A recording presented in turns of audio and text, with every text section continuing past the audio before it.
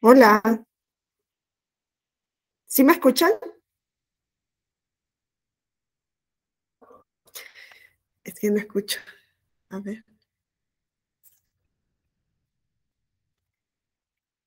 Ok, sí se escuchan, ¿no? Sí, le escuchamos, Lick. No Buenos escuchaba días. yo, pero ya. Va, pues vamos a dar continuación a la sesión que estábamos viendo ayer. Habíamos estado hablando un poco sobre eh, lo que es en sí, ¿no? La realización de la justicia inclusiva por parte del Tribunal Electoral. Habíamos estado viendo que esa justicia inclusiva la puede desarrollar precisamente a partir de que es un tribunal constitucional en la materia. Algunas veces no entendemos cuál es la función de un tribunal constitucional y creemos que es la misma función que desarrollaría un tribunal ordinario, pero no es así, ¿no? El Tribunal Constitucional es, en pocas palabras, el máximo intérprete, ¿no? El máximo defensor y el máximo intérprete de la Constitución, el que fija la interpretación última que se le va a dar a la Constitución a través de los mecanismos de su competencia, que son mecanismos de defensa de la supremacía normativa, ¿no? De la Constitución. Digo que es el máximo intérprete y el máximo garante de la Constitución, en el sentido de que no es el único intérprete, ¿no? Todos los órganos judiciales dentro de un sistema, incluso de un sistema de justicia constitucional concentrada, ¿no? En sentido puro, deben llevar a cabo la interpretación y aplicación de la Constitución porque es norma.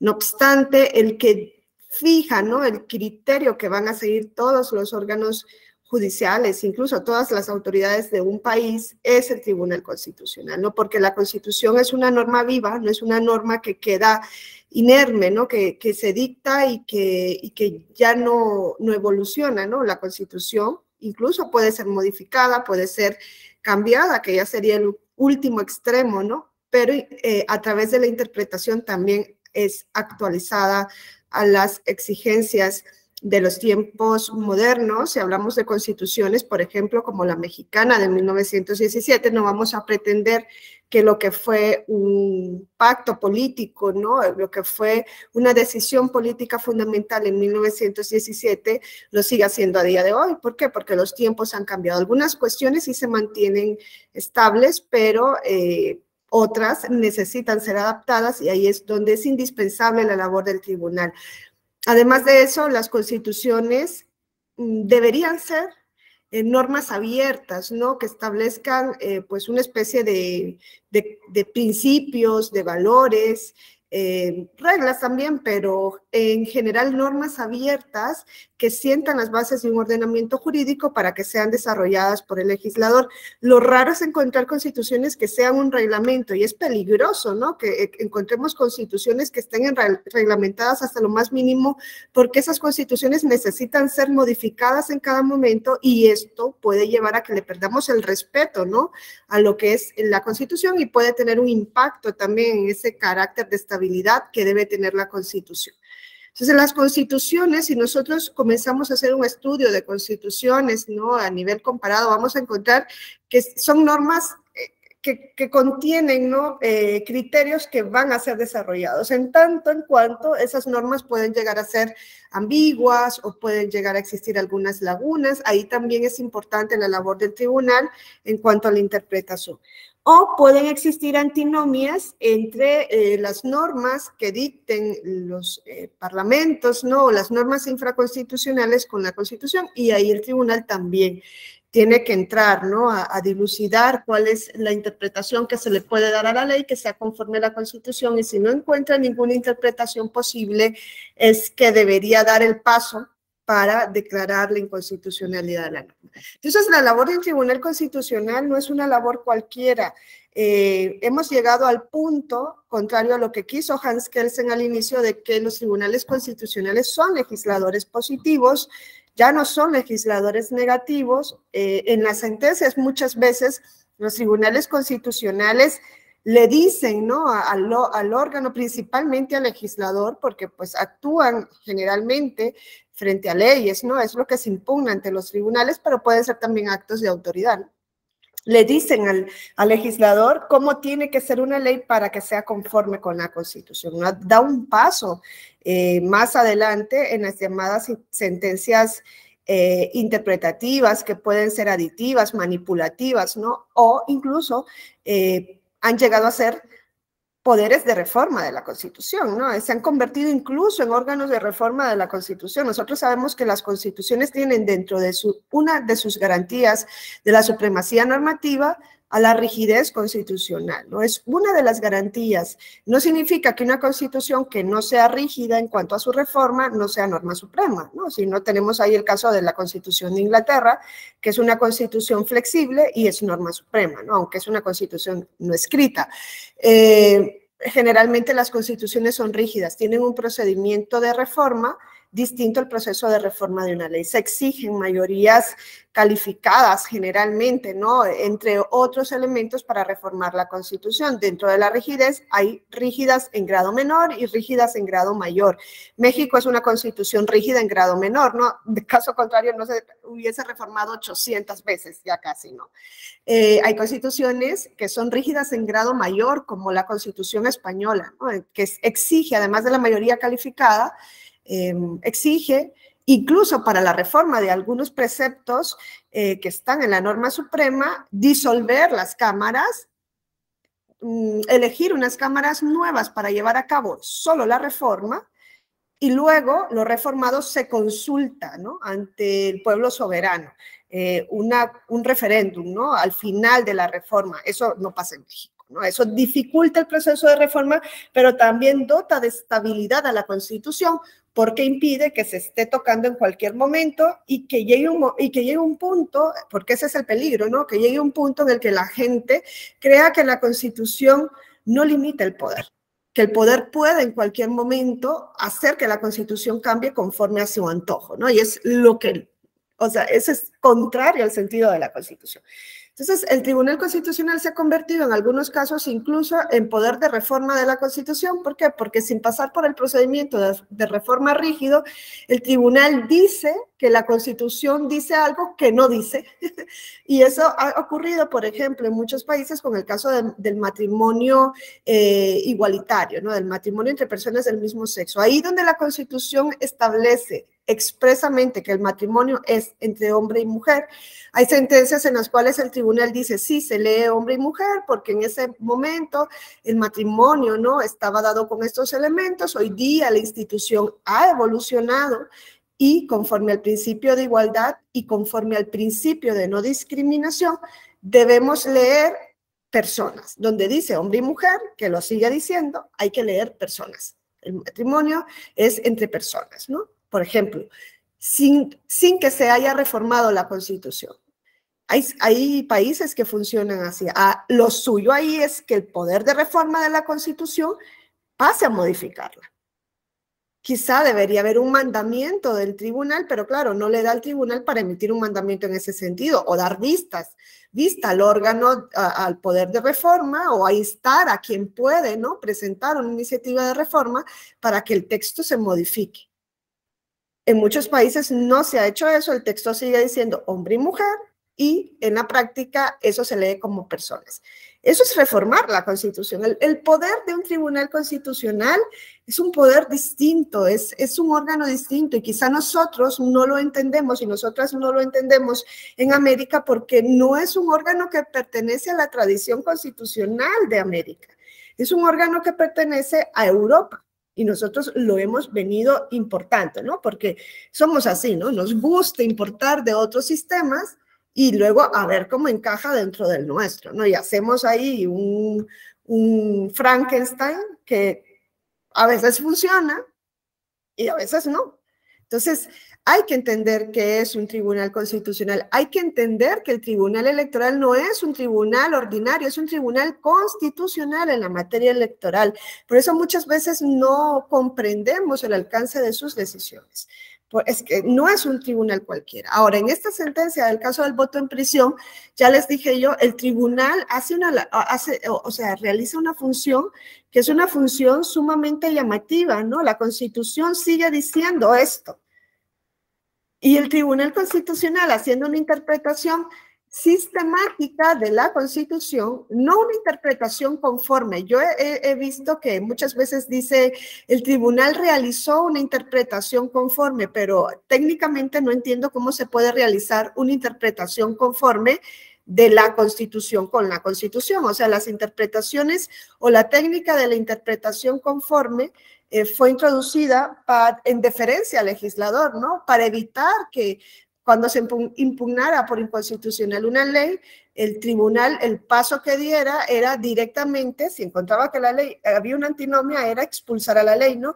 Se introdujo el instrumento, la técnica de la interpretación conforme en deferencia al legislador para que el tribunal pudiese encontrar una interpretación de esa ley que la hiciera conforme a la Constitución, para no expulsarla del ordenamiento jurídico.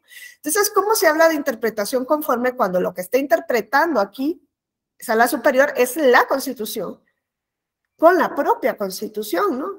No con una convención, porque yo les dije, no pudo hacer eso, ya que o no lo podía hacer en el sentido estricto, o no sé, quizás es lo que hace, ¿no? Ya puestos, quizás lo que hace es una interpretación conforme de la Constitución, conforme a la Convención, al Pacto Internacional, a la Convención Americana.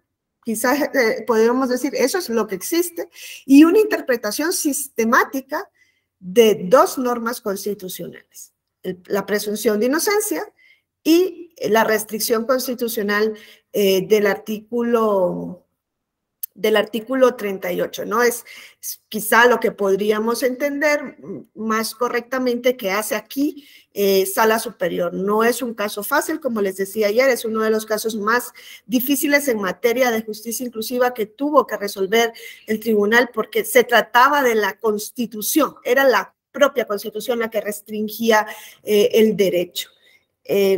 La decisión que toma en este caso es que el Instituto Nacional Electoral primero reconoce, y yo creo que eso no lo enfatiza en un efecto directamente, ¿no?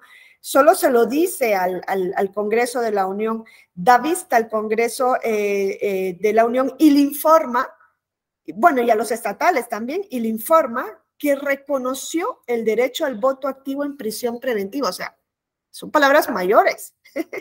Le está diciendo, yo ya reconocí el derecho al voto en prisión preventiva. El Tribunal Constitucional en la materia electoral ya reconoció que existe el derecho al voto en prisión preventiva. No pone un efecto directo que diga, se reconoce a partir de esta sentencia, contrario a lo que dice el 38, fracción segunda, el voto de las personas en prisión preventiva. El voto activo me refiero, no al voto pasivo. No se pronuncia sobre el voto pasivo porque el caso no daba para eso, solo daba para el voto activo. No hay un efecto específico, pero claro, ese efecto se genera a partir de lo que dice, doy vista al Congreso de la Unión y a los estatales para decirles que ya reconocí. Y eso significa, oye, entonces quizá hay que quitar el 38 fracción segunda. Pero claro, eso no le corresponde hacerlo al Tribunal Electoral, eso le corresponde hacerlo al Poder de Reforma de la Constitución.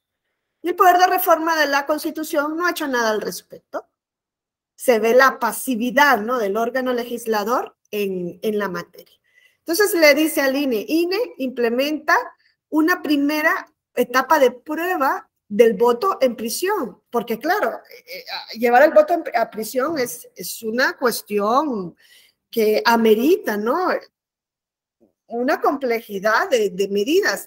Ayer se decía, creo que fue Damián, no me acuerdo si era Damián el que decía, es que no había un censo de personas en prisión preventiva. En México no sabían cuántas personas estaban en prisión preventiva. Hay que hacer un censo para saber cuántas personas van a poder votar dentro de prisión.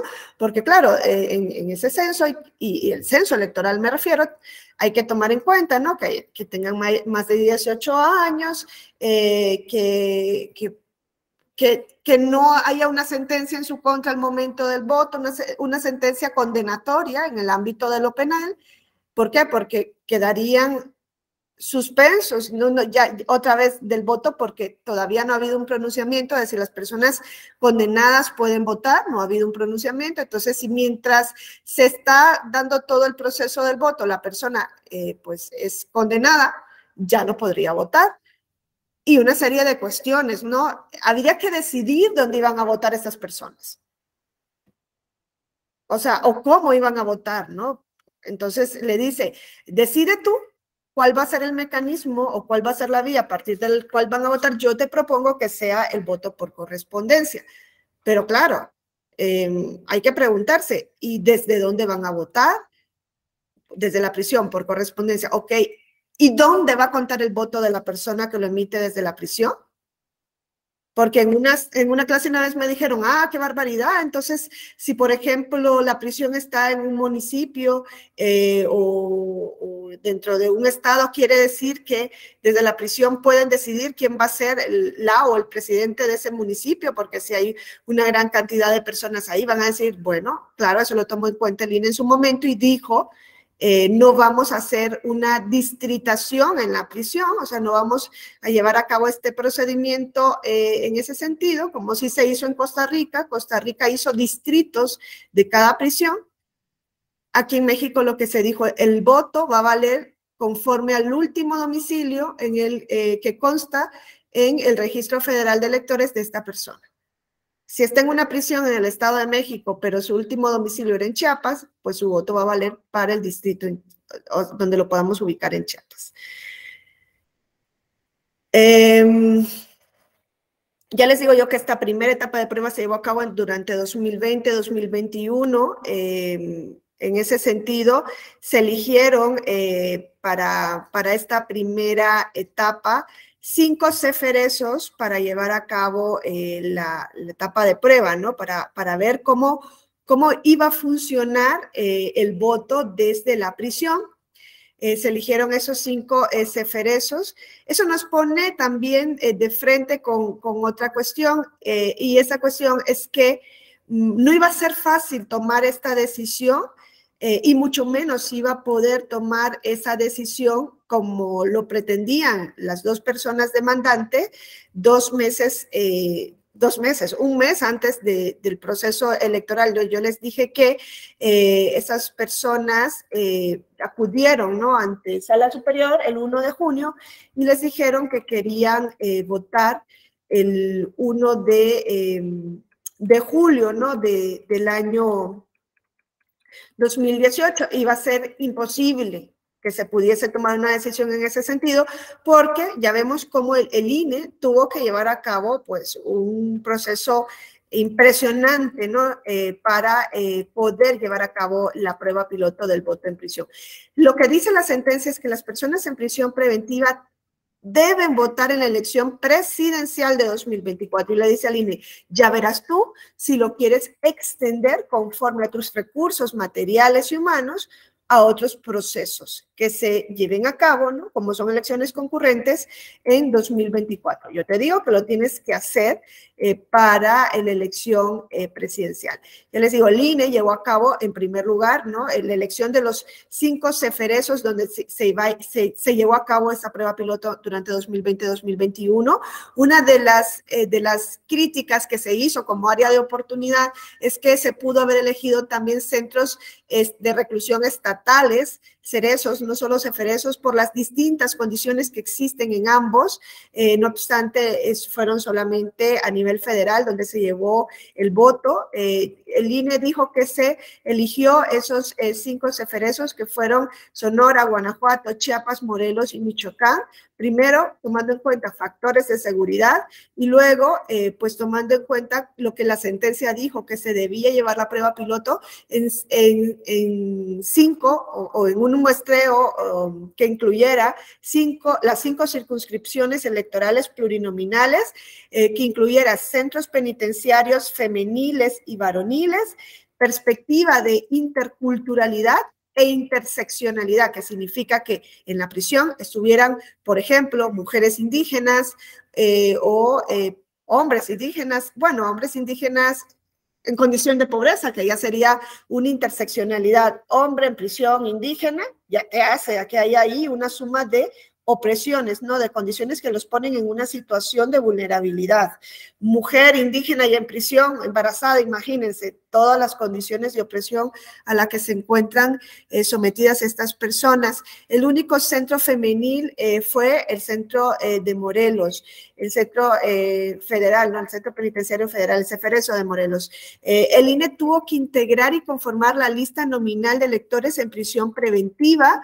Para eso recibió, ¿no?, una primera lista de la Secretaría de Seguridad y Protección Ciudadana, una primera base de datos de personas en situación de prisión preventiva en estos 5 ceferesos, y hubo una fecha de corte, ¿no? Porque se tiene que poner una fecha de corte. Se ha dicho que esa fecha de corte debería moverse, o sea, que debe ser quizá más cercana al proceso electoral por la naturaleza cambiante, ¿no?, de la situación de las personas en prisión preventiva. Puede ser que la persona ya no esté en prisión preventiva, bendito Dios, puede ser que la persona haya sido condenada, puede ser que la persona haya fallecido, puede ser que muchas cosas, ¿no? Y hace que esto cambie de manera vertiginosamente rápida, ¿no? Se encontró, ¿no?, que dentro de estas personas que integraban el censo de personas en prisión preventiva, habían algunas que no hablaban la lengua española. Entonces se tuvo que también tomar la decisión ahí de qué se iba a hacer, ¿no? Tiene que haber una traducción hacia la lengua indígena. La traducción, si no mal entiendo, se hizo al momento de notificarles a estas personas que se estaba llevando a cabo la lista nominal de electores en prisión preventiva y preguntarles si querían integrar, o sea, si querían votar, ¿no? Porque claro, el voto tiene que ser voluntario, es un voto libre, y una vez que está la lista se le pregunta a las personas si quieren ejercer el derecho al voto, porque claro, hay que preparar, llevar el voto a la prisión. Se fue haciendo, ¿no?, una serie de, la base era temporal, como les digo, y luego se fue haciendo verificaciones de la situación registral de las personas en prisión preventiva hasta tener, ¿no?, una lista que se consideró que ya iba a ser la lista a utilizar en el momento de la prueba piloto. Como les digo, se tiene que tomar en cuenta que la persona no estén suspendidos en sus derechos político-electorales, que no se haya dictado una sentencia en su contra y que manifieste su intención de ejercer el derecho al voto por vía postal. Entonces, una vez que se tuvo la lista, pues el INE tuvo que decidir también cuál iba a ser la estrategia de difusión del voto dentro de la prisión. Esto también creo que aquí pues todavía en esto hay áreas de oportunidad en donde el Instituto Nacional Electoral debe tomar en cuenta lo que ocurrió durante esa prueba piloto para el año 2024. ¿Por qué? Porque eligió que la difusión se iba a hacer únicamente a través de carteles que se iban a fijar en determinados sitios dentro de estos ceferesos. Esta fue la divulgación que se hizo del voto en prisión. Hay que tomar en cuenta que ahí hay personas que quizá no sepan leer y escribir, hay personas que quizá nunca votaron antes, hay personas indígenas, hay personas con discapacidad, y pues el acceso solo a través de 2 carteles que se pegan en algún lugar del centro no garantiza que la persona tenga conocimiento de este derecho que puede ejercer. Más aún, yo creo que el mayor problema fue en cuanto al voto, el ejercicio del voto informado. Es ahí donde, en la integración de la lista y en el ejercicio del voto informado, es donde el Instituto Nacional Electoral quizá presente o tenga las mayores áreas de oportunidad. ¿Por qué? Porque las personas no tuvieron un acceso a la información para poder decidir por quién iban a votar. Se les entregó un sobrepaquete electoral el mismo día de la elección, y en el sobrepaquete electoral venía, por un lado, una hoja donde contenía, ¿no?, los partidos políticos que participaban. Ni siquiera le llevaban así, con algunos principios, ¿no?, que estos partidos defienden. Ningún partido político, y aquí hay que hacer un llamado de atención, ningún partido político tuvo, no sé, la inteligencia o se dio a la labor o vio que era necesario llevarles a estos votantes, ¿no? Propuestas directas para que esos votantes se sintieran animados, ¿no? A ejercer un voto que realmente les reditúe de alguna manera, aunque a ver luego si cumplen las propuestas, ¿no? Pero no hubo una forma de comunicación, ¿no? En la que se garantizara que realmente el voto que iban a ejercer estas personas fuera informado y realizado. Ya les decía yo ayer que Hidalgo es el único estado, miren, el tribunal dio vista al Congreso de la Unión y a las legislaturas de los estados, ¿no? Y les dice, ya reconocí el derecho al voto, hagan lo propio, ¿no? Lo propio es, pues reformen todo lo que se tiene que reformar dentro de sus legislaturas para que se pueda ejercer el voto, pero en una condición de mayor regularidad, ¿no? Donde ya la legislación esté adaptada, sea la Constitución o sea un código electoral. Hidalgo reformó su código electoral para el proceso federal 2020-2021, reconoció el derecho al voto en prisión en el mismo. Hidalgo fue unos pasos más adelante en relación al voto en prisión que el INE. ¿Por qué? Porque entre otras cuestiones sí le hizo debates de las y los candidatos y los retransmitían en la prisión. Le dijo a los partidos políticos, también se les dijo a los partidos políticos que debían grabar spots para presentarlos luego en la prisión. Entonces se dieron algunos pasos adelantados con relación a lo que hizo el INE, ¿no? Que solamente les dio esa folio al momento de votar, donde venían los partidos y los principios que defienden los partidos, y ya está. Con eso las personas tuvieron que decidir por quién iban a votar. No se tomó en cuenta tampoco en ese momento eso, que al momento de votar las personas pueden tener, ¿no? Algún tipo de discapacidad. No se tomó en cuenta tampoco, ¿no? Que las personas indígenas quizá no entiendan lo que se les daba, ¿no? En esto sobre paquete electoral, y que deben ser traducidos a su lengua originaria. Y tampoco se tomó en cuenta en muchos de los eferesos en este estado de pandemia en el que todavía estamos, que las personas no habían sido vacunadas al momento de ejercer el voto. Instalaron una mampara para que pudieran ejercer el derecho al voto, y pues llevaron el voto a través del correo postal, y luego se formaron mesas de escrutinio y cómputo del voto de personas en prisión preventiva por cada distrito para llevar a cabo el conteo y para también hacer la transmisión de los datos, porque claro, les digo que el voto va a contar conforme al último distrito empadronado. Eso es lo que se ha hecho en México, entonces, hasta el momento, en cuanto al voto en prisión preventiva. Esta sentencia, ya les digo, ha sido sumamente criticada para bien y para mal. ¿Por qué? Porque hay cuestiones constitucionales en cuanto a técnica constitucional que ahí también estuvieron presentes. Yo les dije, las personas pedían votar para el proceso federal de 2018. No se pudo sacar la sentencia, no era una cuestión fácil de decidir. Si la hubiesen sacado antes del 1 de julio de 2018, probablemente se hubiese desechado o se hubiese desestimado. O si se hubiese dicho INE implementa el voto en prisión preventiva, pues cómo iba a ser el INE para hacer todo esto en un mes. Por tanto, hay dos votos razonados, dos votos particulares al final de la sentencia, en donde dicen ya no había materia para resolver. Ellos ya, su pretensión era votar el 1 de julio, esa elección ya había pasado, lo suyo era decir, ya pasó el proceso, no podemos hacer nada. Claro, perdías la oportunidad de cambiar la forma política en México llevando el voto a prisión preventiva, ¿no? Por eso las y los diputados de mayoría dicen, no importa que el proceso haya cambiado, eso es un problema que existe en México y vamos a tomar en cuenta este caso para dar una solución, ¿no? Lo otro es en cuanto a los efectos del control que puede realizar el Tribunal Electoral a través de sus salas. Yo les decía ayer que la Constitución dice que los efectos son, al igual que en el caso del juicio de amparo, para el caso concreto, es decir, que en este asunto, siguiendo lo que dice el artículo 99, párrafo sexto de la Constitución, la decisión tenía que haber dicho, se reconoce el voto a los dos indígenas otziles que vinieron ante mí.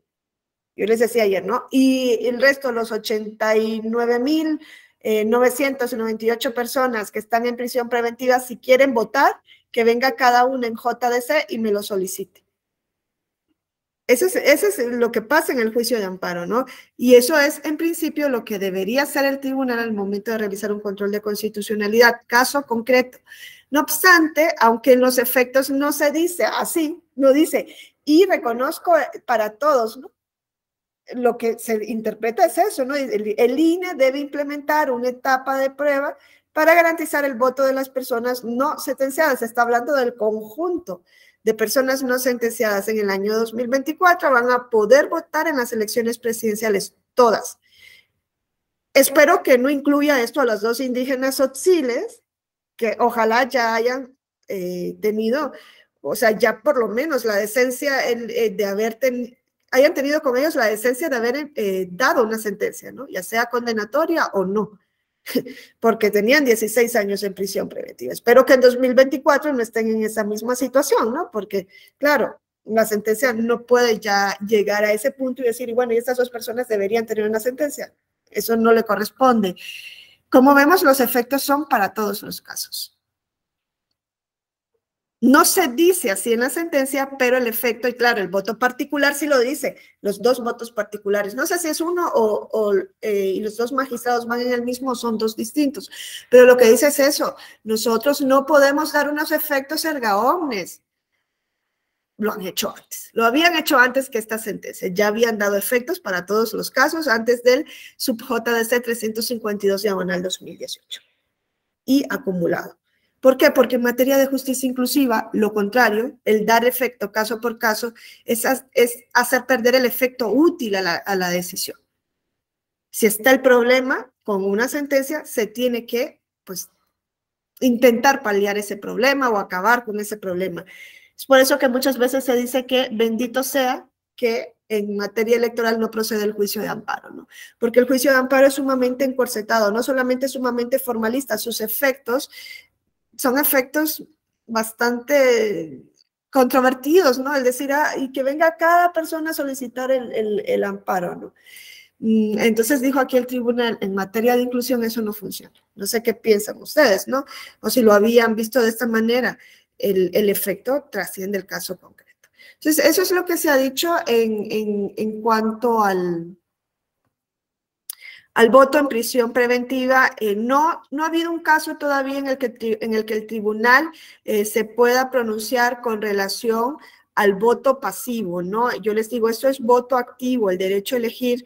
No ha habido casos en los cuales se haya pronunciado aún, ¿no? Con relación al voto pasivo. Sí hubo un asunto en el proceso electoral 2020-2021, si no mal recuerdo, es del magistrado Vargas, en donde era una persona, pero creo que era para el cargo de diputado local, pero ya había sido electa en el cargo. Había sido electa y durante este tiempo a la persona se le abre un proceso, entra en prisión preventiva y la pregunta era, ¿esa fórmula puede acceder al cargo para el cual ya fueron electos en tanto en cuanto el titular está en prisión preventiva? Y la sentencia lo que dijo es, sí, le reviste la presunción de inocencia. Es que el argumento es el mismo. Si tiene presunción de inocencia para votar, ¿cómo no va a tener presunción de inocencia para ser electo o para ser votado, no? Porque pregúntense, ¿las personas en prisión preventiva entonces pueden ser candidatos o candidatas desde la prisión preventiva? Y el argumento, yo no encuentro otro que sea que sí, porque tienen presunción de inocencia. Y así como estamos llevando el voto activo, pues tenemos que idear un mecanismo para que, en su caso, puedan promover una candidatura desde la prisión. Y eso tampoco sería algo nuevo en el mundo. En España, las personas en prisión preventiva pueden promover sus candidaturas. Hubo un intento de secesión, ¿no?, de Cataluña con relación al reino español, y todos los que participaron, las personas que participaron en esa secesión eran generalmente políticos, políticas. Fueron a la prisión. porque hubo un intento de ruptura con el Estado, ¿no? Por intento de sedición, ¿no? O por el delito de sedición o algo así. Fueron a prisión y desde prisión presentaron candidatura para las elecciones generales de España, ¿no? Hicieron campaña desde la prisión. Se tuvo que idear la forma en la que iban a hacer campaña. ¿Por qué? Porque tenían presunción de inocencia, todavía no tenían una sentencia en su contra. Entonces, no ha habido un pronunciamiento así, el único pronunciamiento fue con relación a este diputado, ya estaba electo, no es que iba a hacer campaña desde la prisión, y lo que dijo Sala Superior es, bueno, que acceda al cargo la persona suplente, y en su momento, si esta persona sale de prisión, pues que haga uso de su derecho. Desde prisión no va a poder ejercer el cargo, pero pues que lo haga la persona suplente. Es la diferencia. No ha habido tampoco un pronunciamiento, como les decía ayer, de si las personas condenadas tienen el derecho a votar. Yo entiendo que el argumento racional y conforme a lo que se dijo en esta sentencia es que sí. ¿Por qué? Porque hay una prohibición en el 38.1 de la Constitución, ¿no? Del voto de personas condenadas. Pero claro, hay otro artículo que es el 18 donde nos dice que la finalidad de la prisión es la reinserción social. Entonces, ¿cómo puede haber reinserción si la persona es expulsada de la comunidad política? Eso de que hay una muerte civil, hoy día, como les decía ayer, ya no opera. Es más, hay una sentencia del Tribunal o de la Suprema Corte de Canadá del 1992, que es Sauvé contra Canadá, que da una lección de racionalidad y evalúa racionalmente todos los argumentos que presentaba el gobierno canadiense para suspender del voto a las personas que habían recibido una condena penal mayor a 2 años, creo que era en Canadá, de 2 años para arriba, ya no podían votar. Y claro, eso lo decía la ley electoral en Canadá, eso se impugna de inconstitucionalidad, conoce el tribunal canadiense y comienza a hacer una racionalidad de cuáles son los argumentos que sostenemos a día de hoy para seguir expulsando del voto a las personas condenadas, ¿no? Y decían en uno de esos argumentos, es que esto ayuda a evitar, o sea, como que los persuade para que no sigan cometiendo delitos porque saben que si van a la prisión ya no van a poder votar. Y dijo, ¿dónde está el estudio estadístico que demuestra que esto realmente disuade? Todo lo contrario, las personas siguen delinquiendo. No les disuade el hecho de que les digas que les vas a quitar el derecho al voto. Habló, ¿no? de la implicación que pueda tener el individuo dentro de la sociedad, porque dice, no, es que fortalece la cultura cívica. Y dijo, no, todo lo contrario. Es que si nosotros aceptamos cumplir una ley, si nosotros aceptamos cumplir una orden de una autoridad, es porque la consideramos ilegítima. Y la legitimidad de esas autoridades deviene en buena parte porque nosotros le hemos elegido, porque son nuestros representantes. ¿Dónde está la legitimidad para una persona que no ha participado dentro de esa representación? Vayan a leer los argumentos, de alguna manera hay textos, ¿no?, que dieron lugar a la revolución de las 13 colonias contra la metrópoli inglesa. Y dentro de esos argumentos estaba el de la legitimidad, y le decían a la corona inglesa, nosotros no reconocemos como legítimas las normas o las leyes que nos vienen del parlamento inglés, poniéndonos a pagar impuestos exacerbados. ¿Por qué? Porque no son nuestros representantes, nosotros no hemos participado en su elección, somos ingleses que vivimos aquí, a nosotros nadie nos preguntó si queríamos elegir a esta gente. Y es lo mismo que se puede decir para las personas que están en prisión, ¿no? Lo que pasa es que no tienen voz, nadie los escucha, nadie quiere ver hacia la prisión. Y luego, el argumento crucial es la racionalidad de imponer una sanción electoral a una persona que ha cometido un delito de naturaleza distinta. Si el delito fuera electoral, entonces es racional que la sanción sea, además de la penal, si eso también es un delito penal, sea una sanción electoral. Lo irracional es que una persona que cometió un delito de otra índole le des una sanción electoral. ¿Cómo encaja ahí la suspensión de la ciudadanía? No, yo creo que ahí el tribunal va a tener una oportunidad magnífica para ejercer esto, ¿no? Que es lo que se espera de un tribunal constitucional. Ese ejercicio de racionalidad. Y en algún momento yo creo que saldrá, ¿no?, esa sentencia. Lo que hace falta es que venga alguien que esté en prisión y le diga al tribunal, oye, necesitamos también el voto ya, ¿no?, siendo condenados. Otra cuestión importante de este asunto, y aquí el Sala Superior no se pronuncia al respecto, sobre el derecho a la identidad.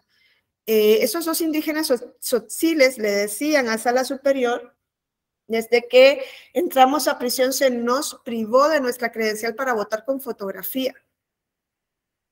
Eso se lo dijo claramente, entramos y se nos quitó la credencial para votar con fotografía. El tribunal no dijo nada al respecto. Es importante, esta cuestión es importantísima, y más aún en México, porque la credencial para votar con fotografía no solo es el documento indispensable, como dice la LEGIPE, para ejercer el voto, es que la credencial para votar con fotografía es el documento que les identifica oficialmente. Es que en México no existe una cédula de identidad ciudadana. La credencial para votar hace las veces también de cédula de identidad ciudadana. Ustedes saben que tienen como obligación ciudadana el estar inscritos en el Registro Nacional de la Ciudadanía. ¿Saben qué es su obligación? ¿Pero dónde está el registro? ¿Ya se inscribieron? No hay registro, ¿no? Está en la Constitución y no hay registro. Nadie se encarga de ver eso, ¿no? Está desde 1990 en la Constitución y brilla por su ausencia. No hay un registro. En el 90, cuando se reforma la Constitución y se introduce por primera vez al IFE, se introduce otra cuestión, ¿no? Se dice, el IFE va a existir y va a tener un registro, que es el Registro Federal Electoral, ¿no? Pero tiene que haber otro registro, y está en el artículo, que es el 36 de la Constitución, ¿no? Tiene que haber otro registro, que es el del ciudadano, ¿no?, de la ciudadanía, el Registro Nacional de Ciudadanía o algo así. Y por tanto, en el 90 se pensó que iban a haber dos instrumentos registrales, el que expidiera el Registro Federal Electoral y el que expidiera el Registro Nacional de la Ciudadanía. Uno para efectos electorales, otro para efectos de identidad. El derecho a la identidad es un derecho humano. La Corte Interamericana sobre la Corte Interamericana de los Derechos Humanos, ay, se me fue el nombre. Bueno, la Corte Interamericana, la Corte Interamericana ha dicho, me estaba confundiendo con la Convención Americana sobre Derechos Humanos, la Corte Interamericana ha dicho que existe un derecho a la identidad. La Convención Americana sobre Derechos Humanos no habla del derecho a la identidad, pero la Corte ha dicho, lo podemos hacer derivar de tales y tales y tales preceptos.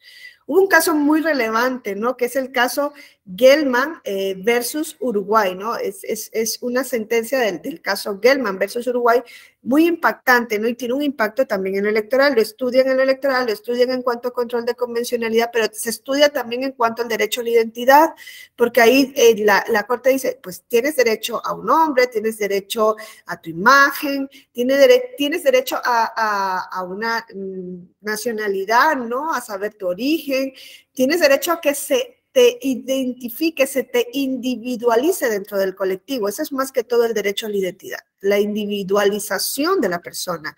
Entonces, en este sentido, en México, pues se ha venido también reconociendo ese derecho a la identidad. Es más, creo que el artículo 4 habla, ¿no?, del derecho a la identidad en la Constitución. En lo electoral es importante también el derecho a la identidad. Y estas dos personas no lo dijeron por decir, se nos privó de nuestra credencial para votar con fotografía. Lo dijeron porque era importante. ¿Por qué? Porque en México, a pesar de que la Constitución dice que debe existir el Registro Nacional de Ciudadanía, no existe. Hubo una reforma a la Ley General de Población. Esa reforma se llevó a cabo, si no me equivoco, en 1992, y ahí se estableció en uno de los transitorios de la reforma que mientras se pusiera en funcionamiento el Registro Nacional de la Ciudadanía, la credencial para votar con fotografía del Registro Federal iba a ser las veces de documento oficial para todos los trámites administrativos para los que fuera necesario. Y claro, es lo que ha quedado hasta el día de hoy. Es el documento oficial de identidad. y por tanto el Estado tiene la obligación de emitirlo. ¿Y qué pasa en el ámbito de lo electoral? Pasa que cuando una persona estaba sujeta a un proceso y entraba en prisión preventiva, o pasa que cuando una persona es condenada y entra a prisión, se le quita su credencial para votar con fotografía. ¿Por qué? Porque es que no puede votar. Es que como no puede votar, entonces le quitamos la credencial para votar y no nos damos cuenta que le estamos quitando su documento de identidad. Y si entran dentro de prisión, deberían tener entonces un documento de identidad en la prisión. En España les dan un documento de identidad a las personas que están en prisión. ¿Y qué pasa si la persona sale en libertad condicional? ¿Cómo se va a identificar? Nadie lo había visto, ¿no? Sí, Gerardo. Una dudita nada más, rápido. Solo se suspenden los derechos, ¿verdad? No las obligaciones. Es que estaba comentando con un compañero que no está en el curso, pero estamos viéndolo los dos. Me dice, bueno, si estás en prisión y dejaste un carro afuera, dejaste un terreno afuera, sigue generando obligaciones.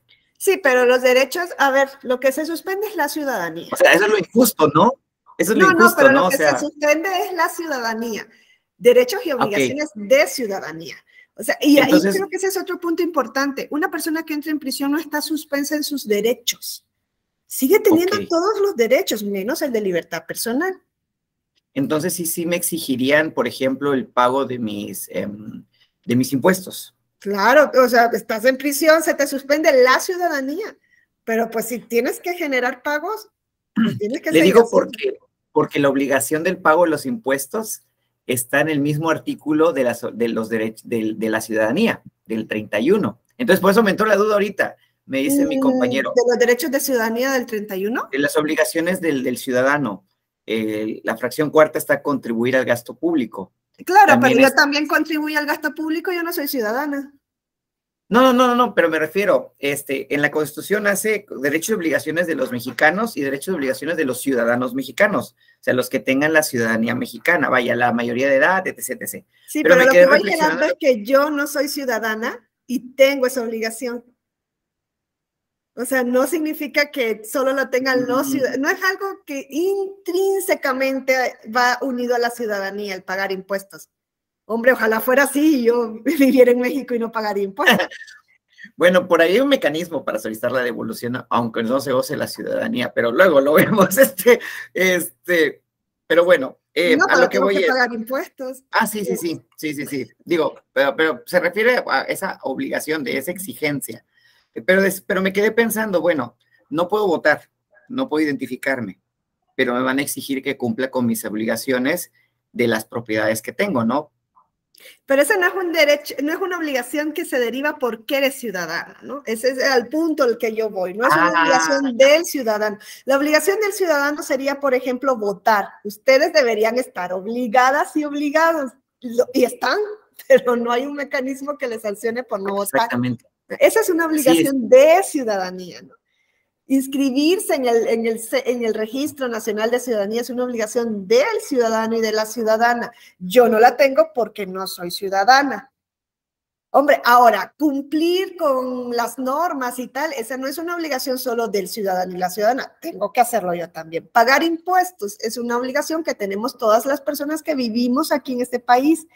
No solamente las y los ciudadanos, porque caso contrario, yo ya no tendría que pagar impuestos. O la persona que compra algo aquí que tiene que pagar el impuesto del IVA, a menos que luego se le reembolse, ¿no? Al salir, que pida esto del reembolso del IVA que pagó, que por eso también, eso es distinto, ¿no? Porque no vive aquí, pero yo tengo que pagar el impuesto sobre la renta, ¿no? Porque cobro de México. Aunque yo no sea ciudadana, ese es el punto, no es una obligación solo de la ciudadanía.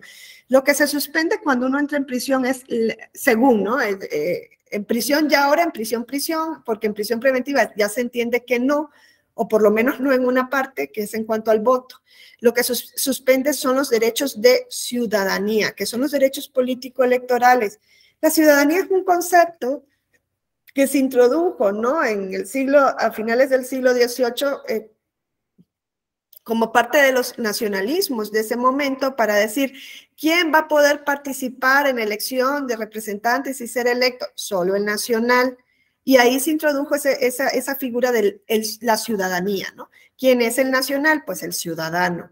Hoy día es lo que yo les digo, quizá tenemos que replantearnos todas estas cuestiones y algunos países ya se lo han replanteado y algunos estados en los Estados Unidos también, porque pues, el ciudadano es cierto, tiene ese vínculo, ¿no? con su nación, pues nació ahí, se siente, no sé, muy francés y Francia y todo lo que conlleva. Pero pues, ¿quién me dice que una persona que llegó cuando tenía 2 años a vivir a Francia no tenga el mismo sentimiento? O una persona que tiene 10 años ya viviendo ahí, hizo una familia.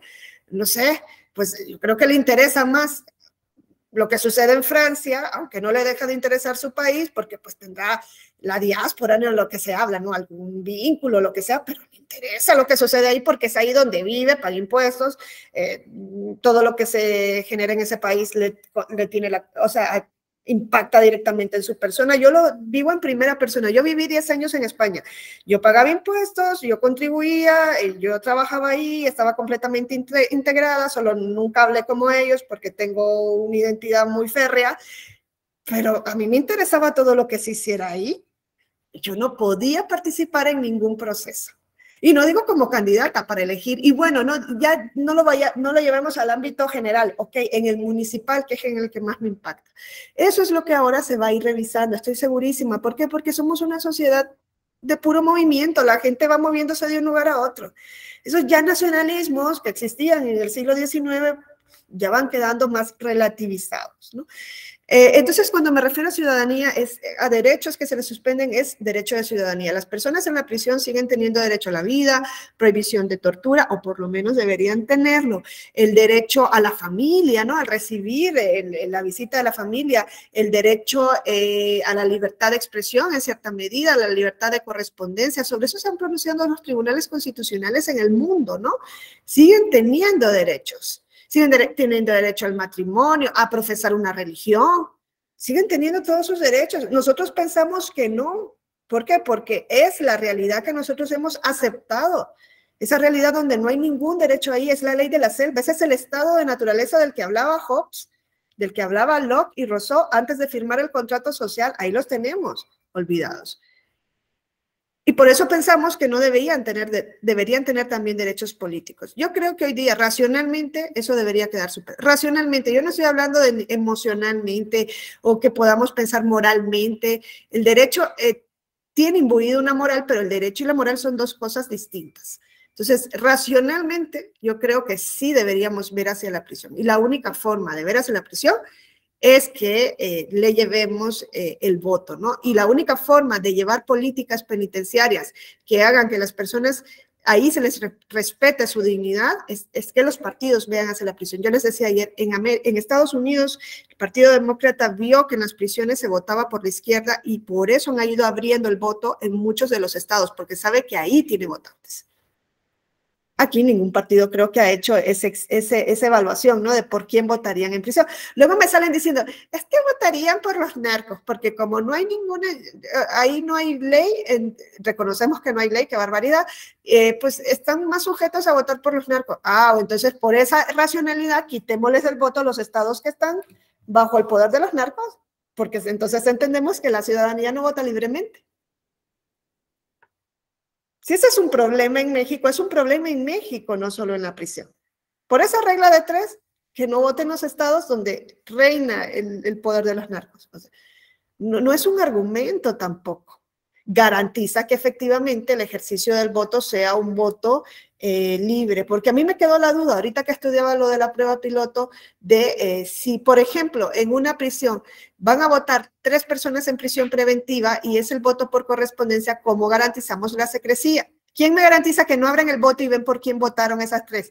Y luego me las lleves a un lugar y le dices, ¿por quién de estos 3, cuál es el tuyo? O sea, hay que garantizar de alguna manera el voto secreto, ¿no?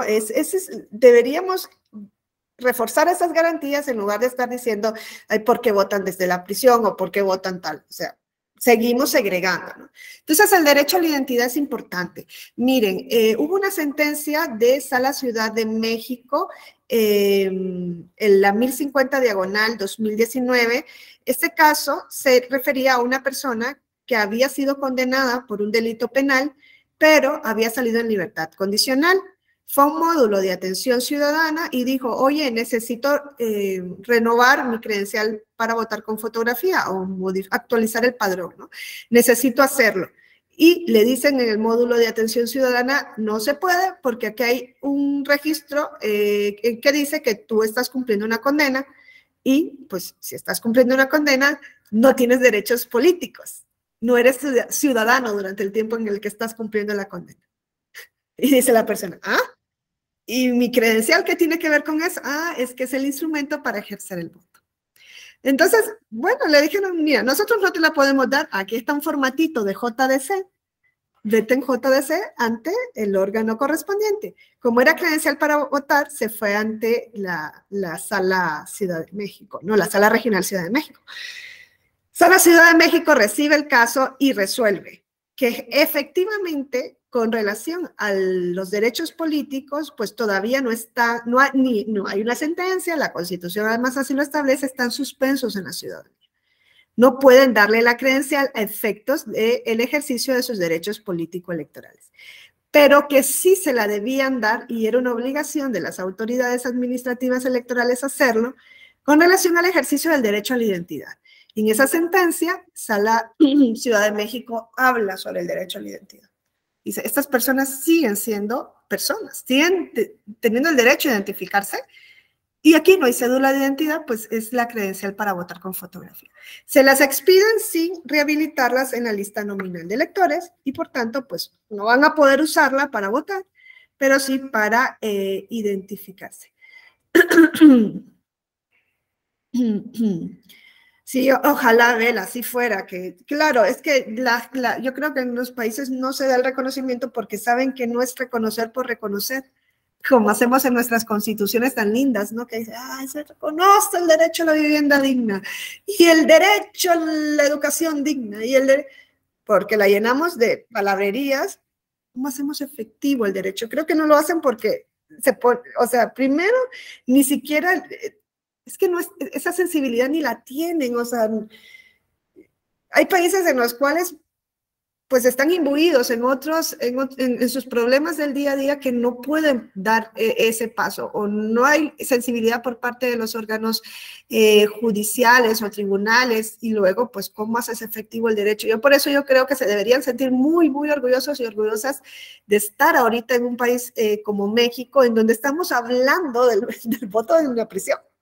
Se imagínense, hay muchísimos problemas en este país, pero se están dando pasos para eso. Hay otros países en los cuales ni siquiera es un problema, porque pues están en una situación tan deplorable que la violación de los derechos es a nivel general, ¿no? O sea, no solamente lo vemos desde la prisión, y México tiene sus problemas y no son problemas menores, pero hablamos de todas estas cuestiones. Es increíble, valoren que tienen esa democracia y esas instituciones a día de hoy. Yo creo que es el mayor tesoro que tiene un país, ¿no? El poder contar con instituciones, con libertad, con una constitución que realmente tenga un valor de limitar el poder, el ejercicio del poder. Ese es el verdadero valor de una constitución, que puedan tener elecciones a día de hoy, que sean elecciones controladas, libres. O sea, wow, qué maravilla, ¿eh? Eso a mí, que soy de Nicaragua, me parece que es el paraíso. Entonces, el Sala Regional les dijo ahí, no pueden votar, pero tienen que identificarse. Y miren, en la sentencia, lo que dice Sala Ciudad de México es, INE emite unos lineamientos para que a partir de esta sentencia todas las personas que se encuentran suspendidas en sus derechos político-electorales puedan acceder a la credencial para votar como documento de identidad. Y este es otro ejemplo de cómo las sentencias no tienen un efecto para el caso concreto, que es lo que dice la Constitución que debería pasar. Trascienden el caso concreto y le dice a todas las personas que estén suspendidas en sus derechos y vengan a pedir la credencial o a renovar su padrón electoral, su registro electoral, lo tienen que hacer. ¿Me explico? Ven la maravilla de la justicia inclusiva. O sea, el efecto es para todos los casos y la Constitución no permite eso, pero es el efecto útil de esas sentencias, ¿no? Ahora, con relación a las personas con discapacidad, también ha habido un pronunciamiento en cuanto al derecho a la identidad. Son cosas que ni se nos ocurren, ¿no? Este caso, el primero, el de Sala Guadalajara, el JDC 279/2019, era una persona que va ante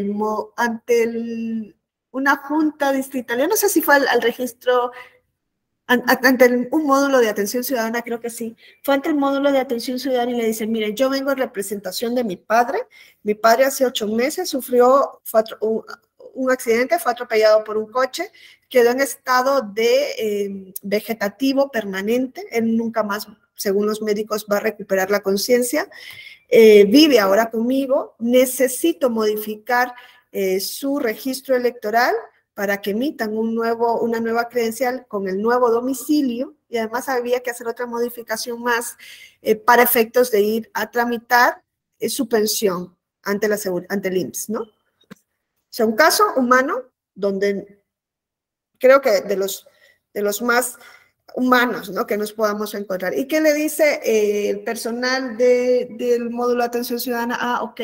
Y él dice, vengo conforme al artículo de la LEGIPE, hay un artículo de la LEGIPE que me permite a mí, o que permite que una persona, perdón, que no pueda trasladarse directamente. Ustedes saben que hay un artículo de la LEGIPE, es el 141, que dice, una persona que no esté capacitada físicamente para acudir directamente al Registro Federal de Electores, deberá solicitar su inscripción por escrito, ¿no? Acompañando la documentación que acredite su incapacidad, y en su caso la Dirección Ejecutiva dictará las medidas pertinentes para la entrega de la credencial del elector físicamente impedido. Palabras más, palabras menos, lo que nos dice es que si alguien está impedido de acudir al módulo de atención ciudadana, debe llevar un escrito y pues también demostrar, ¿no? Con pruebas fehacientes por qué está impedido para ir, y que en su caso lo que van a hacer es trasladarse a su domicilio y hacer el trámite. Hasta ese momento dicen, ah, perfecto. Entonces él dice, yo vengo con el 141, es mi padre el que está impedido físicamente, yo soy su enlace y traigo todo su expediente médico para que comprueben que está en estado vegetal permanente, vegetativo, y entonces puedan trasladarse, ¿no? Ahí o por medio de mi persona, que soy su enlace, hacer este cambio que se necesita para tramitar su pensión. Ah, dicen los de la autoridad electoral, es que esto no es lo mismo porque no es el titular, tal, voy a pedir al secretario normativo del INE su opinión. La magnífica opinión del secretario del INE. Ahí es donde yo siempre les digo, si ustedes son autoridad, si trabajan como funcionarios o funcionarias dentro de un órgano de autoridad, por favor, no son máquinas, ¿eh? El extremo formalismo enloquece. Dice, en vista del informe médico, consta que el titular de la credencial se encuentra en estado vegetativo persistente, por lo que el personal de la Junta Local debe acudir a su domicilio con la finalidad de realizar el trámite de actualización del padrón electoral. Y señaló, como dice la normativa, al momento de realizar el trámite, el titular debe expresar su voluntad de manera indubitable, clara y precisa sobre su intención de realizarlo. Si no expresa su voluntad indubitable, clara y precisa, no se le puede llevar a cabo el trámite. Imagínense qué nivelazo. O sea, qué nivel. ¿Cómo una persona en estado vegetal va a manifestar su voluntad indubitable, clara y precisa? ¿Cómo? A ver, díganme cómo. ¿Ah? No la va a manifestar. Aquí está su papelito de JDC. Váyase usted ante el tribunal y hay que le resuelva. Es una persona que necesita la pensión, está en estado vegetal, y lo mandas en JDC al tribunal. Por Dios, o sea, ¿en qué mundo vivimos? El extremo formalismo, que somos Montesquieu, resucitados, las máquinas, que él decía, el juez es la boca que pronuncia la palabra de la ley, un ser inerte, el formalismo, ¿no? Eso es lo que tenemos en nuestras venas. Luego que me decía un magistrado, ¿no? Pero tú también, ¿eh? Una autoridad que no cumpla con la norma puede ser luego demandado, ¿no? Por por falta de cumplimiento, se me va ahorita el nombre técnico, ¿no? Porque se tiene que ajustar a la norma. Pues vayamos cambiando esa percepción. ¿Que acaso la Constitución no es norma también? Si bien es cierto, una autoridad administrativa no puede inaplicar una norma por ser contraria a la Constitución, hombre, la podrá interpretar. ¿Y por qué no hacen el ejercicio de interpretación? Porque yo creo que el artículo primero, yo no soy mexicana, pero he leído la Constitución varias veces y dice, todas las autoridades están obligadas a promover, proteger, garantizar, respetar los derechos conforme a los principios de universalidad, interdependencia, indivisibilidad y progresividad. No dice eso la Constitución. Y dice todas las autoridades o dice solo las autoridades jurisdiccionales. Dice todas las autoridades.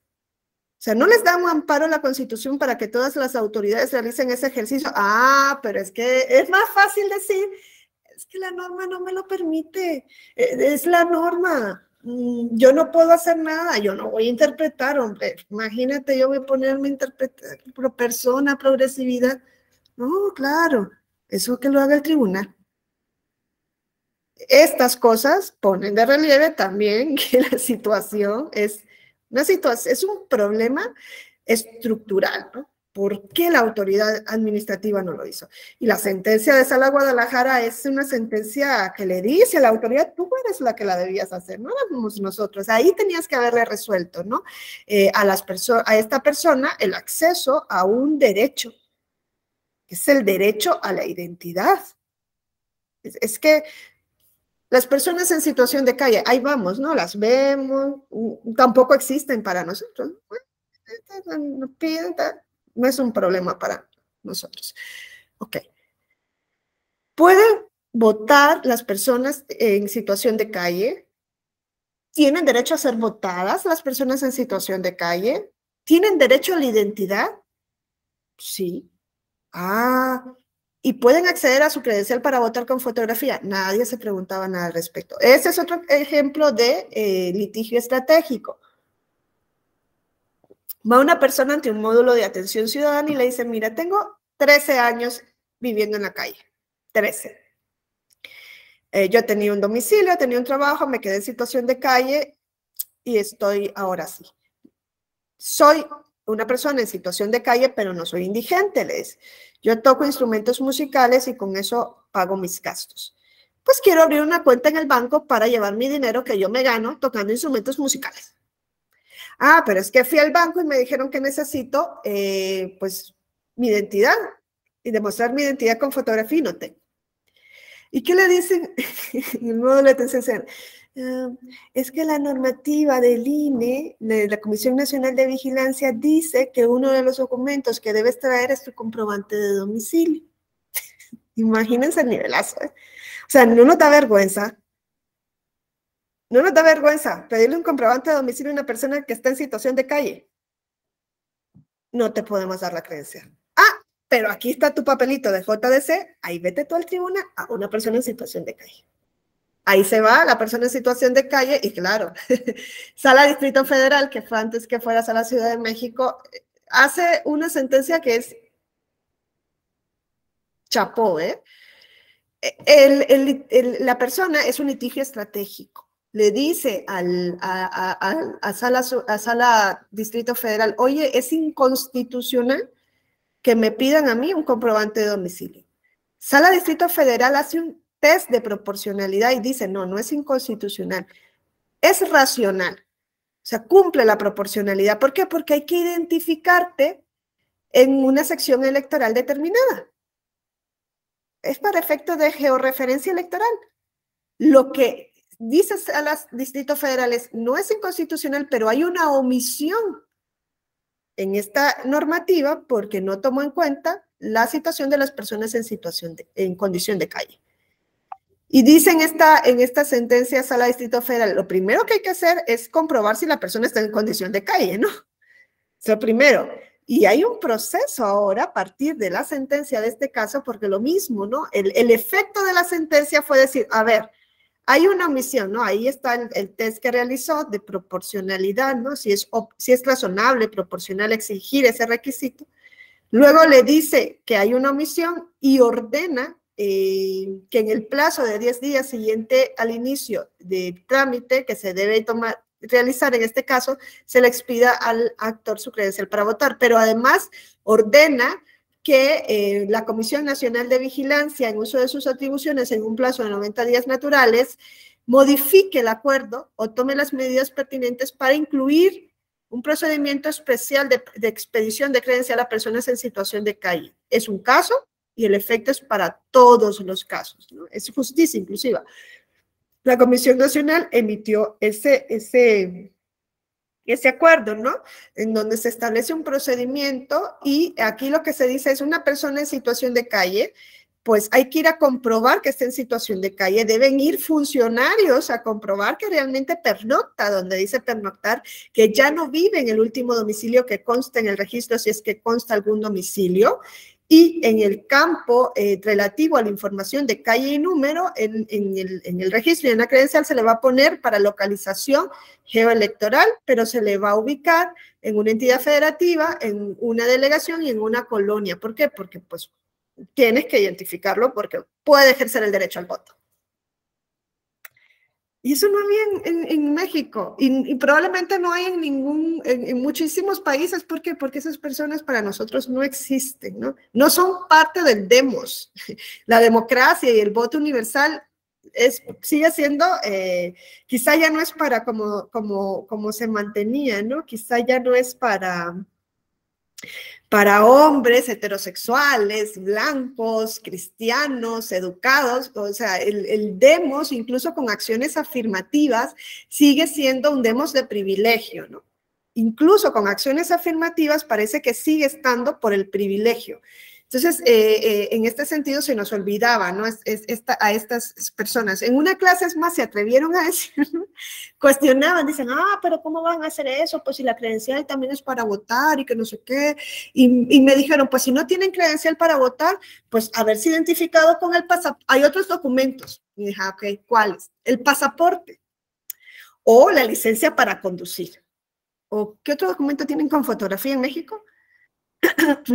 No sé si la cédula profesional. Y me dio ganas de meterme en la pantalla y darle un zasca con todo el respeto. Una persona en situación de calle tiene pasaporte y digo, ok. Ahora quiero ver cuántas tienen licencia para conducir, pasaporte, pues viajan, ¿no? O sea, lo que más les preocupa en situación de calle es viajar. Y si lo tuvieran, porque dicen, bueno, ¿qué? Lo tienen, lo fácil. No sé cómo lo puedan tener si no tienen credencial para votar, ¿verdad? Porque te piden el pasaporte. Pero bueno, que te piden la credencial para emitir el pasaporte. Pero bueno, el pasaporte se lo expiden en México de manera gratuita. Es gratis, ¿no? Ustedes van y dicen, quiero un pasaporte y, tome, aquí está, regalado. Y la licencia también uno no paga nada. Es que cuando hablamos de documento oficial de identidad, es que el Estado está obligado a emitirlo de manera gratuita. Está obligado a emitirlo. Es una obligación del Estado. Y eso es lo que pasa con la cédula de identidad, la credencial, perdón, para votar con fotografía. Entonces, estos son casos, como les digo, no son casos fáciles, ¿eh? No crean que el momento de decidir existe un acuerdo en común de todas y todos de ver así la situación, ¿no? Generalmente no hay un acuerdo, porque venimos de lo que se ha hecho tradicionalmente. Ni siquiera vemos que existe esto, ¿no? Bueno, con relación a las personas con discapacidad, también ha habido un pronunciamiento por parte, ¿no?, de las autoridades electorales. Hay una forma distinta de ver la discapacidad hoy día, o por lo menos eso es lo que se pretende. La discapacidad no ha sido un concepto permanente, ¿no? La forma de entender la discapacidad ha ido cambiando. Si nosotros nos remontamos a la Edad Media, encontramos que la discapacidad en ese momento era visto como un castigo divino hacia los padres de alguien que nacía con discapacidad, cuando es discapacidad por nacimiento, ¿no? Y entonces habían posturas eugenésicas o posturas marginadoras. Eugenésicas, matar a un niño que nacía con discapacidad porque no iba a ser útil para la sociedad. Lo hacía en Roma, lo hacía Atenas, lo hacía Esparta. O luego con la doctrina cristiana, pues se decía, no, no los van a matar, déjenlos abandonados en la iglesia y que entonces ahí vivan de la caridad o sean esclavos de quien los tome para sí. Así se veía la discapacidad, ¿no? Luego fuimos avanzando y a inicios del siglo pasado, cuando la Primera Guerra Mundial y todas las personas, bueno, las mutilaciones y todas las personas que tuvieron consecuencias físicas y psíquicas con la guerra, pues se vio que era necesario ver a la discapacidad de otra forma y entró en juego el enfoque médico rehabilitador, que dice lo siguiente: la discapacidad ya no es una cuestión divina, sino que es una cuestión médica, es una enfermedad de la persona. Y las personas no son inútiles mientras sean rehabilitadas o sean normalizadas conforme al estándar normal de individuo de la sociedad. Y surgieron, ¿no? Todos, las cuestiones médicas, el uso de la prótesis, la rehabilitación, cuotas educativas, cuotas sociales, cuotas electorales, asistencia del Estado. Todo eso se desarrolló con este enfoque médico rehabilitador, tuvo un impacto positivo en ese sentido. El impacto negativo es ver a la persona con discapacidad como una persona enferma, y como una persona que solo va a ser útil si es rehabilitada conforme a lo que se entiende en la sociedad que es el individuo normal. Es un efecto paternalista y discriminatorio, y de ahí vienen términos que yo espero que después... Yo tengo una persona que tengo 4 años de estarle diciendo, no es discapacitado, no digas discapacitado, y conferencia que da y conferencia que suena discapacitado. Yo digo, madre mía, se lo va a tener que poner aquí en la frente. El concepto discapacitado, minusválido, por Dios, minusválido. Persona con capacidad distinta. ¿Qué más les decimos? Bueno, el trato, ay, pobrecito, ay, el paternalismo, la discriminación, la poca valoración, aunque digamos que sí se puede rehabilitar, viene de esta forma de ver la discapacidad. Hoy estamos en un tercer enfoque que es el social y de derechos. Este enfoque social y de derechos se viene trabajando a partir de la década de los 70 del siglo pasado. Y este enfoque nos dice que la discapacidad no es una cuestión divina, no es un castigo de Dios, no es una enfermedad, no es una cuestión de la persona, la discapacidad es una cuestión de la sociedad. O sea, no vamos a negar que las personas...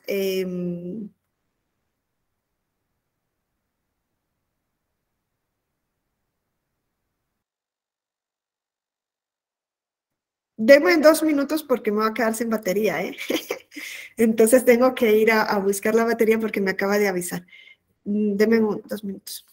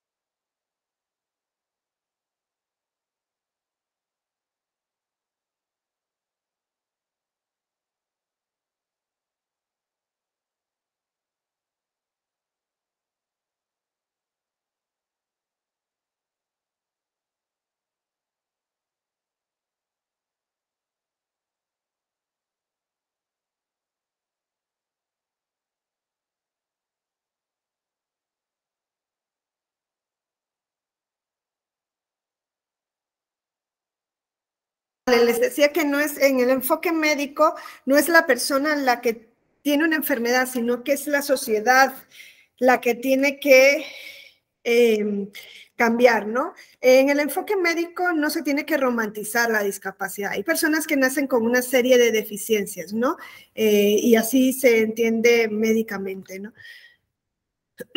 Hay personas que nacen con deficiencias físicas, con deficiencias mentales, con deficiencias intelectuales o sensoriales, y eso es lo que es la base, ¿no? Que sumado a las barreras que nosotros ponemos como sociedad, dan como consecuencia la discapacidad. No negamos que hay personas que nacen con una serie de deficiencias, pero no son esas deficiencias, dice el modelo social y de derechos, los que generan discapacidad. La discapacidad no es la enfermedad, la discapacidad son las barreras que nosotros como sociedad le ponemos a esas personas.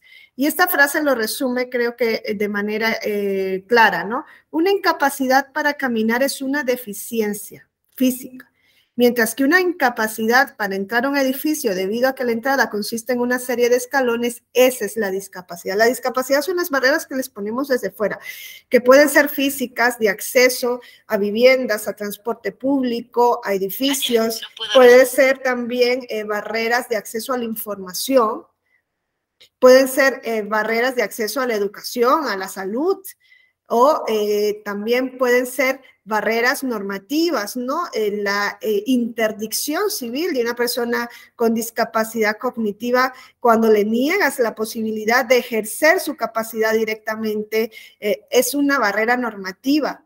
La esterilización forzada de mujeres con discapacidad intelectual es una barrera normativa y es una reminiscencia del modelo que yo les dije que existía en Edad Media, de la prescindencia del modelo eugenésico. Esos modelos no han desaparecido del todo, tenemos todavía resabios de los mismos, ¿no? Seguimos considerando que las mujeres con discapacidad intelectual no deberían tener hijos y en muchos países las obligan a esterilizarse sin su consentimiento. Eso es una barrera que estamos poniendo, la barrera cultural, el desprecio, los estigmas, el considerar que no son personas útiles, siguen existiendo, y en lo político, claro que siguen existiendo todas estas barreras. Entonces, esta es la forma de ver la discapacidad, es el concepto de discapacidad que está en el artículo 1 de la Convención sobre los Derechos de las Personas con Discapacidad. Y se incluye a todas las personas que tengan deficiencias físicas, mentales, intelectuales o sensoriales a largo plazo, que al interactuar con diversas barreras pueden impedir su participación plena y efectiva en la sociedad en igualdad de condiciones. Si el problema son las barreras, entonces lo que debemos remover son las barreras. El problema no es la persona, como se decía en el modelo médico rehabilitador, y entonces hay que normalizar a la persona para considerarla útil. Es que si le falta una pierna, le ponemos otra para que no nos cause tanto de ver a una persona sin una pierna. Era como lo que se veía, ¿no? No decimos o no se sostiene, o lo que no se debe interpretar es que no hay que usar prótesis ni hay que rehabilitarse. No, es que el problema no es ese. El problema es la barrera que nosotros le estamos poniendo de fuera, y es lo que se debe trabajar. Esta es la Convención sobre los Derechos de las Personas con Discapacidad. Es una convención de la ONU, si no me equivoco, del año 2007. México la hace suya en el año 2008. Es bloque de constitucionalidad en México, y es más, México fue su principal promotor, es el país que promovió esta convención ante la ONU, ¿no? Sí, el problema de inclusión son las barreras, ¿no? Ese es lo que crea la discapacidad. Ahora, la discapacidad es un fenómeno complejo, no hay un solo tipo de discapacidad, entonces la respuesta que se tiene que dar debe ser conforme al tipo de discapacidad que pues se tenga.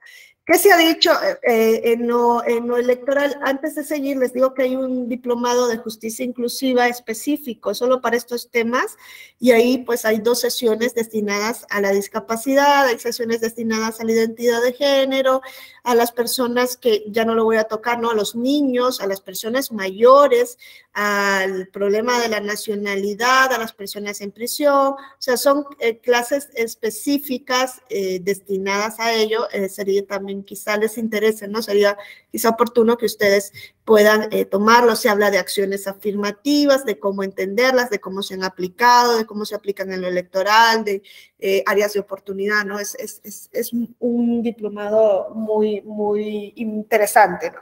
O quizás son los temas que a mí más me interesan del ámbito de lo electoral. Ahora, ¿qué se ha dicho sobre la discapacidad? Bueno, el tribunal ha venido diciendo algunas cosas sobre la discapacidad.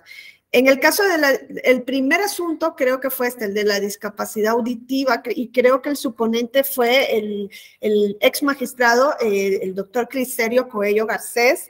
Él era magistrado de sala regional especializada y fue el ponente de este primer procedimiento sancionador central, en donde llegan unos partidos políticos y le dicen, oye, allá en Chihuahua anda dando vueltas un spot televisivo dentro de la pauta, y ese spot es violatorio de los derechos porque no trae subtítulos. Miren cómo ustedes como litigantes pueden cambiar la forma en la que se hacen las cosas, ¿eh? Le llevan ese argumento a sala regional especializada cuando acababa de entrar en función. El spot viola la pauta porque no trae subtítulos. ¿Dónde dice la norma que debe traer subtítulos el spot? Pues no dice. Entonces le entra el magistrado Cristerio, ve un área de oportunidad y dice, pues hay que entrar a ver si efectivamente ese spot viola la pauta porque no trae subtítulos. A ver si este era el spot. Creo que era el spot que... sí, ese es el spot.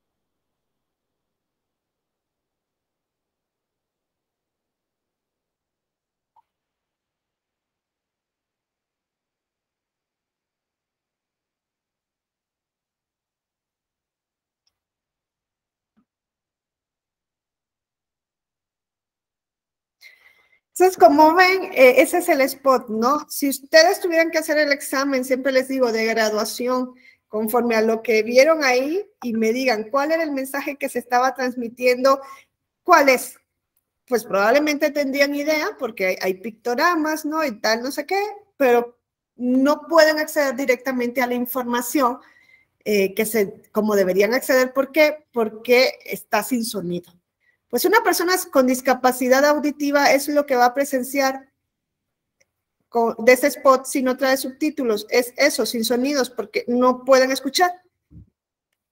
El spot desde luego trae sonido, pero pues si nos ponemos en los zapatos de una persona con discapacidad auditiva, pues no lo va a poder escuchar, ¿no? El spot sí trae sonido, ¿no? El que pusieron en la televisión. A ser despojados de todo, sin oponernos a nada, al cinismo y el descaro, a que se burlen. Entonces, claro, el caso llega ante salas especializada y el magistrado dice, pues es cierto.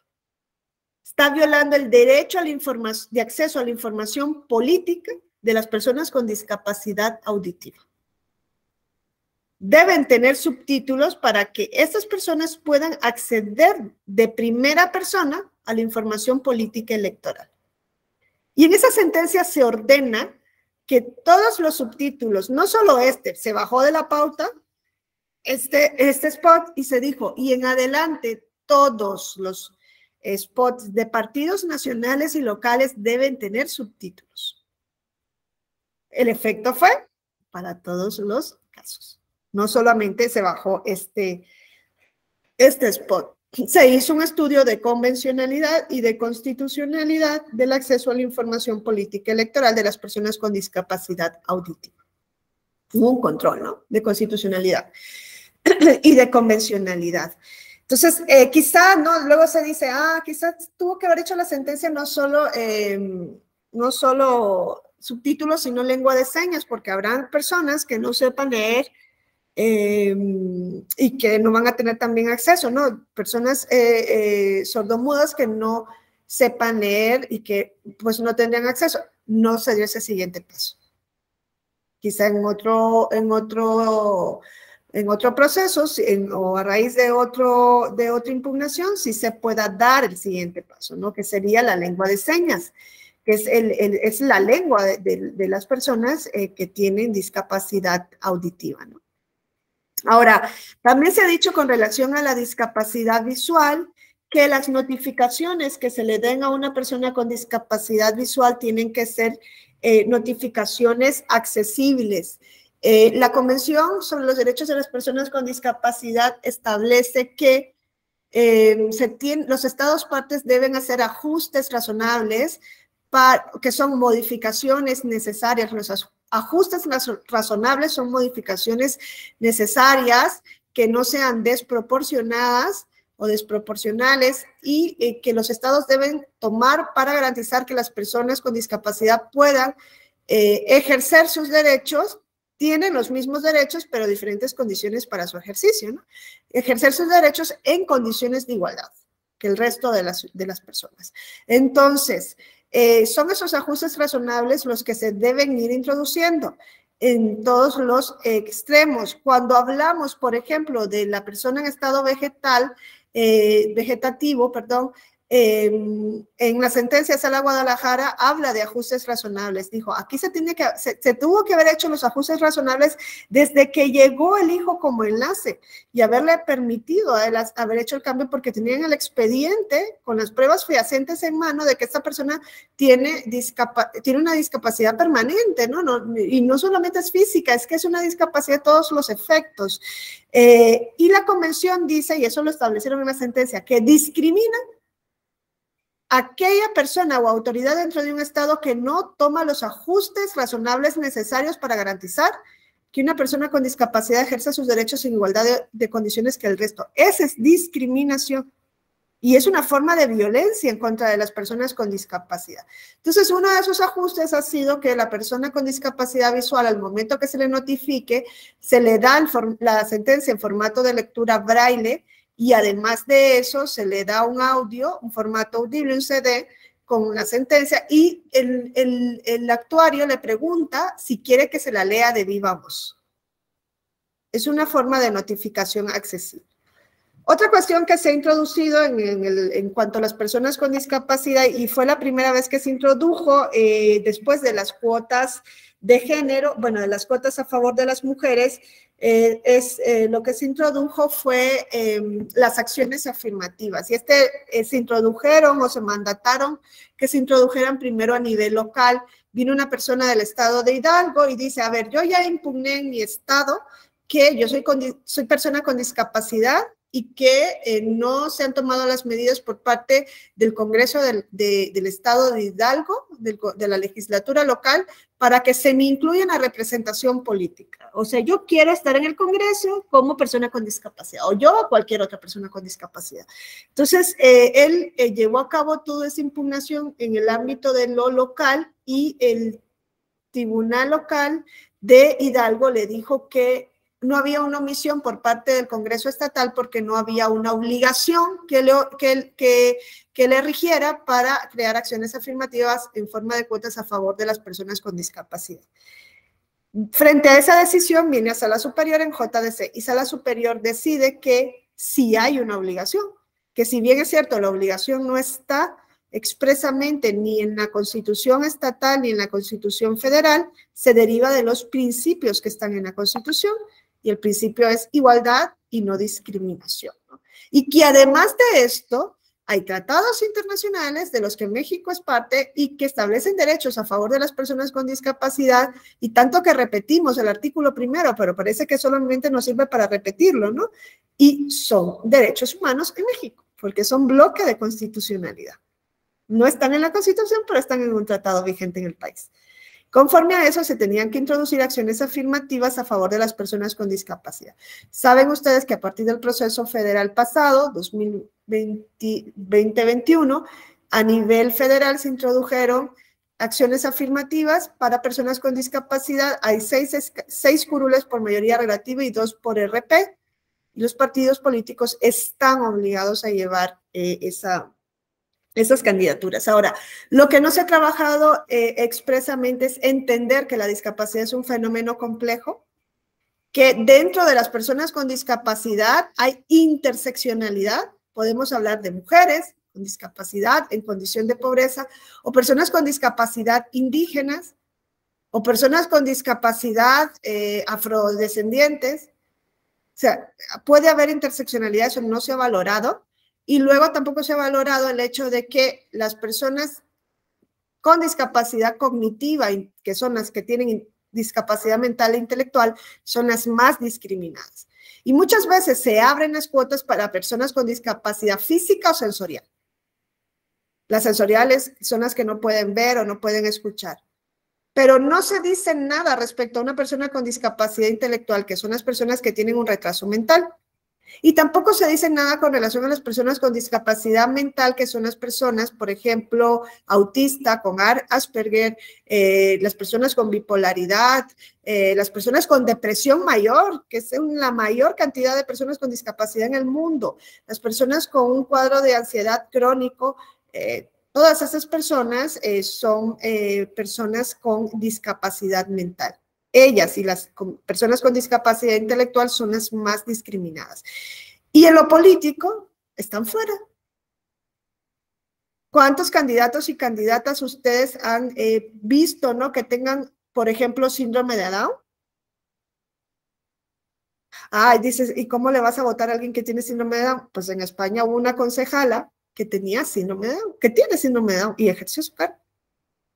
Entonces, hay que reestructurarnos como sociedad. Miren, la labor de los tribunales es importante, la labor de las autoridades es importante, pero todos estos temas se tratan de temas de cultura y de educación.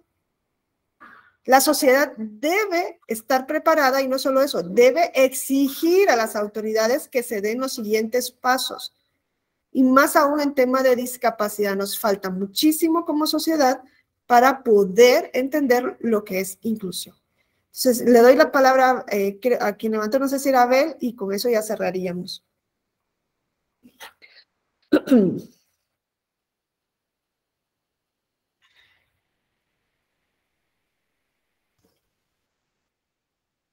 Alguien había levantado la mano, ¿no?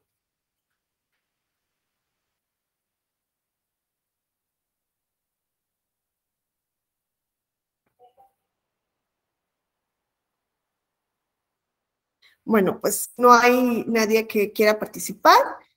Creo que esta pues ya sería el cierre de la sesión. Lo que he intentado es eso, que puedan tener, ¿no?, un acercamiento con lo que se ha venido haciendo en justicia inclusiva. Quedan muchísimos temas fuera, ¿no? Personas indígenas, personas afrodescendientes, identidad de género, discriminación etaria, ¿no? Personas jóvenes, adultos mayores. O sea, queda el caso de la nacionalidad. O sea, es un tema inmenso. Las sentencias del tribunal son vastas también en la materia. Yo les invito por eso a hacer el curso específico que tenemos en este ámbito. También junto con la revista Voz y Voto estamos organizando encuentros aquí en escuelas judiciales, y pueden asistir directamente a la escuela porque es el primer programa que abrimos hacia la ciudadanía, ¿no?, que pueden registrarse para venir. Estamos organizando encuentros para visibilizar la situación por grupos específicos, la situación de inclusión, las acciones afirmativas, el efecto que han tenido. El primer encuentro que tuvimos fue de la diversidad sexual. Fue maravilloso, ¿no?, ver a personas no binarias hablando, ¿no?, contándonos cómo se lleva esto, por ejemplo, en Colombia, o personas homosexuales, o personas, ¿qué más trajimos ahí? Activistas de la identidad de género, hablando de paridad binaria. O sea, fue increíble ese encuentro. El que tuvimos reciente fue de personas con discapacidad, y pues también fue impresionante, ¿no? Tuvimos a un diputado que es de Michoacán, que es sordomudo, ¿no? Y él con su traductor de lengua también nos contó su experiencia. Tuvimos a una mujer con discapacidad, ¿no? Que tiene huesos de cristal, nos contaba su experiencia. Tuvimos también a un alumno, Juan Ignacio Bilbao, ¿no? Que es una persona con discapacidad, alumno de la Escuela Judicial Electoral, experto en la materia. Fue magnífico, ¿no? También a magistradas, magistrados, autoridades, personas de España, de Perú, hablando de la discapacidad. El siguiente encuentro es el 17 de noviembre y en el mismo vamos a abordar el tema de la inclusión de las... la inclusión y la problemática, ¿no? Relacionada con las personas indígenas y personas afrodescendientes. Intentamos, no siempre esos encuentros, yo creo que es el sello característico, es traer a las personas que están dentro de esos grupos y que sean ellas las que nos digan, no que sea yo, sino que sea la persona que está con esta vivencia, que tiene el impacto de las medidas que se han tomado o que no se han tomado, las que nos cuenten, ¿no? Desde adentro, ver el problema desde adentro. Es lo que hemos hecho con la diversidad sexual y de género, es lo que hemos hecho con las personas con discapacidad y es lo que haremos el 17 de noviembre con las personas indígenas y afrodescendientes. Entonces, les invito a que, pues, si quieren participar, se registren en su momento. El registro siempre sale más o menos una semana antes, es día jueves 17, intentamos hacerlo los días jueves, y si quieren venir a la Escuela Judicial, pues va a ser un honor para nosotros recibirlos. Ya han venido otros alumnos, otras alumnas anteriormente, y siempre es una fiesta, ¿no? Poder recibirlos, poder convivir, conocerlos y tenerlos aquí en la escuela, ¿no? Porque para eso estamos. Entonces, les dejo abierta la invitación en las redes sociales, lo publicitamos en la de la Escuela Judicial, en la mía también, siempre pues intento dar esa información, más que nada de cursos o de oportunidades que puedan tener, ¿no? De seguirse formando, sea dentro de la escuela o en otros ámbitos. Y pues les agradezco su participación y espero verlos en futuros eventos y en ese en particular, ojalá que puedan también participar. Bueno, muchas gracias y que tengan buen día.